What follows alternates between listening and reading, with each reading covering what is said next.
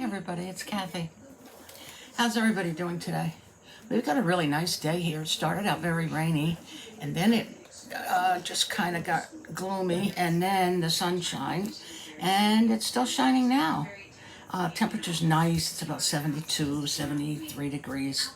I wanted to come back on because the last time I was on, I told you that I was going to do some wreaths. Well, I did finish it. And these were the colors, I believe it was the last time, that I was going to use. And I said I could mix and match them, and I did. And, oh, one more.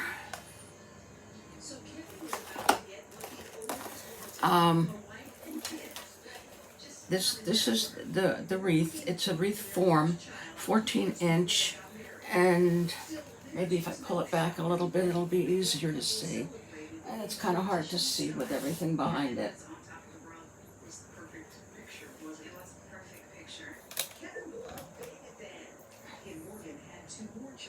Anyway, it said that there's six sections in a 14-inch. It said you're going to put 3 in each one, 2 on the second ring, and 1 on the third, and then reverse each one. Then it would be 1 on top, 2 on the bottom, 2 on top, 1 on the bottom. Cut your material, whatever your mesh, whatever you're using, in 8 inches. I cut it in 8 inches. And then it said to use twine to attach the 4 pieces to the wreath form.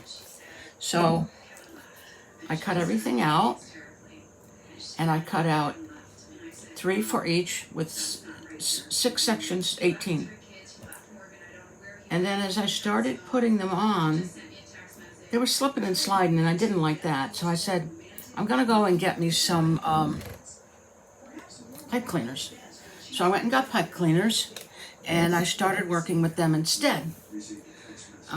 They did work better because you can tighten them as tighter than you can with a string or any other kind of what you're going to use, except for zip ties, and I didn't want to use zip ties. So I went over the twine, and I tightened them with orange pipe cleaners. And as I was going along, I said, this isn't going to work. 18 is way too many. So I ended up with 12, putting 6 in each, and I think it did the trick. I think it's going to be okay. It's for the door, and I was going to make some. I think I told you, for the fence down below the road. I didn't do that yet. This took me longer than I thought it was going to. It didn't take any time really to cut them out, but it was putting them on and rearranging so that you didn't have all the same colors together. And then I stop and do it and stop and do it. I didn't do it all at once. But anyway, this is the first one for the season. This is how it turned out. I ended up liking it. I like it a lot, actually. I like the colors. They are fall colors. And I just have to stop before I go any further and say I really appreciate you giving me your time to watch this. I know how busy everybody was. My husband and I yesterday both had doctor appointments. They did them a half an hour apart so that we could get in basically together. And I got my flu shot, so I'm taking care of for that. They said I didn't need the pneumonia shot this year. And the RSV, I've heard that that the doctors aren't giving that, but drugstores are. Don't quote me on that. I'm not really sure. That's only what I'm hearing. Anyway, we took care of that, and errands as usual. And my husband's back to physical therapy, so we'll be starting with that tomorrow. For his stability, he has a hard time getting up, sitting down. He's doing okay. He really is, but he's kind of fighting the physical therapy because he doesn't think he needs it. because he says he does the same thing all the time, and we're trying to convince him that's what physical therapy is. It's repetition so that you get strong. So it, and now that it's fall, I want to get some things, maybe some fall decorations outside and inside.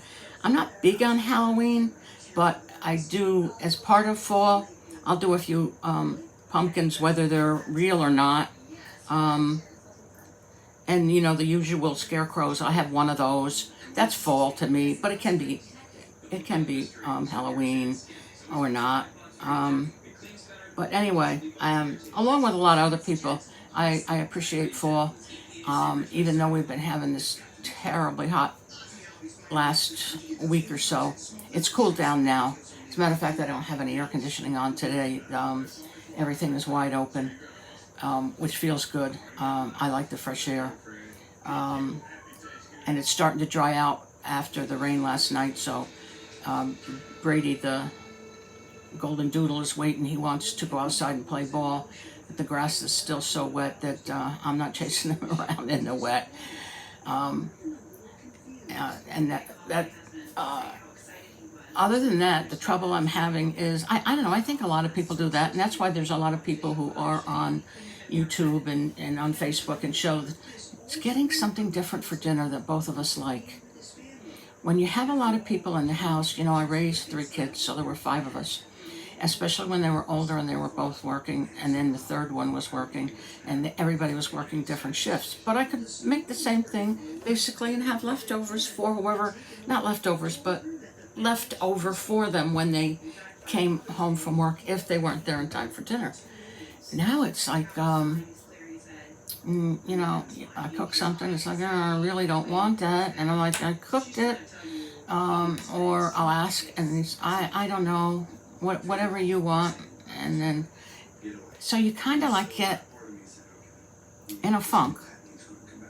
So I'm going to do what I probably should have done a long time ago, because I worked for many, many years, a lot of hours, as I think we've discussed before.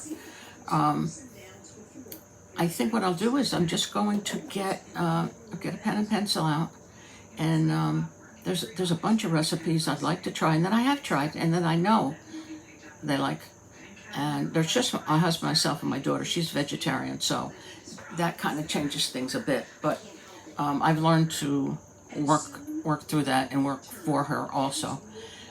So I'm going to start writing things down and just say, like the day before, tomorrow we're having spaghetti, or tonight we're having stroganoff, or would you rather have, and that way there's a choice of things on the table, and hopefully it goes over better like that, because you know what happens when they don't get eaten and you put them in the refrigerator? 3 days later, you're chucking them out of the refrigerator, and things are just way too expensive to do that. Yeah, I groan every time I have to do that. And I don't give stuff like that to the dog. I know some people, give it to, no, I don't do that. If we're not going to eat it, I don't give it to him either. But that's all I wanted to say today. Thanks again for joining me, and please give me a like and a share. You can share too, that works great. And if you haven't already, subscribe, and that helps tremendously also, because it takes a while to get your feet on the ground. My words of wisdom today are, don't cross your bridges before you get there. What that means, I'm sure most everybody would know what that means, but I'll determine kind of what I think it means. What I've always thought it to mean is, don't make any decisions or plans until you know what the situation is, or you know what you're required to do, or you know how it's going to end up, how it's going to turn out. Because otherwise, once you start something and you can't turn back, then you're in trouble. Other than that, I think that's it. Brady is asleep, so I wanted him to come and say hello, but I don't want to wake him. It's like waking a baby. Once you wake him, he's like looking up at things. Can he, and if you're not looking, can he get up on the stove, or is there anything left on the table? And you have to double check the kitchen. And if you leave a sock, forget about it, it's gone.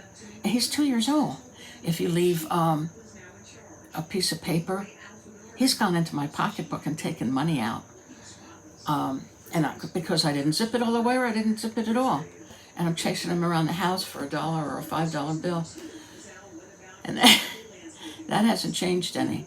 But, so I'm not going to wake him. I'll let him sleep next time. Hopefully we'll get together and he'll join us. Thanks again.